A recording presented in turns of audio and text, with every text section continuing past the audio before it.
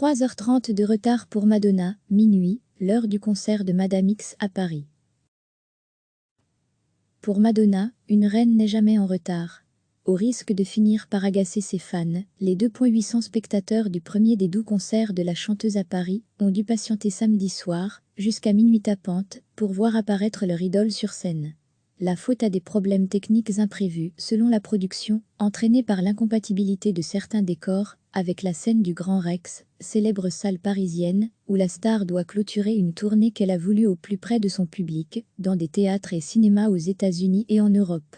Au terme d'un show certes irréprochable, Madonna a libéré son public, sans présenter d'excuses, un peu après 2h15 du matin, dimanche. La plupart se sont retrouvés sans transport en commun, à l'instar de Jonathan, 28 ans, habitant la grande banlieue parisienne. Je ne sais pas comment je vais rentrer chez moi, mais ça valait quand même le coup d'attendre. Le show était génial, a estimé le jeune homme, qui avait déboursé 221 € pour un strapontin à l'orchestre. Les places oscillaient entre 85 et 385 €. Malgré le retard technique, une première partie avec les seuls musiciens de Madonna en mode lounge a été maintenue, sans compter un entracte de 30 minutes. Danseuse, prisonnière, mère, chanteuse, sainte, pute, espionne, militante. Madonna est tout cela à la fois, et bien plus encore dans ce spectacle le plus intimiste, engagé et probablement ambitieux de sa carrière, en résidence au Grand Rex à Paris, jusqu'au 11 mars.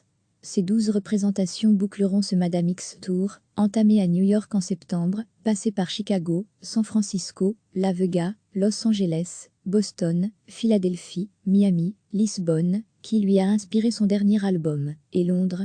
Pour cette première parisienne, Jean-Paul Gaultier, son couturier fétiche qui signe à nouveau pour elle une garde-robe toujours aussi provocante, était au premier rang. Madonna qui est venue s'asseoir à ses côtés au milieu du show, rendant hommage au styliste qui a annoncé récemment vouloir arrêter les collections. Recevez chaque matin l'essentiel de l'actualité. Cliquez sur s'abonner pour recevoir les dernières nouvelles.